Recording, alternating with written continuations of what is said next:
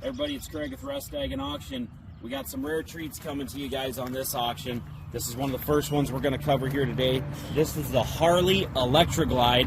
It's a 2017. It's under 16,000 miles that's on it. We got a picture of the odometer. It's about 15,800. Guys, they've done some pretty sweet upgrades to this one. They added the different cam to the motor. The 107 Police Edition has a lot of power the way it is, but you add the cam, this thing will really cook.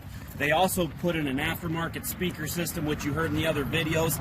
This thing sounds awesome, has that great Harley sound, but then you've got a really sweet stereo system that'll go up over the top, guys. When we had that thing running in the video, we were probably about 25% loudness.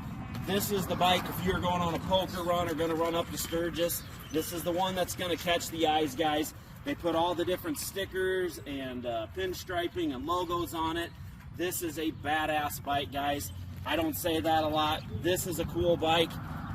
This is the one that you've kind of been looking for, guys. This is the one that's going to turn heads.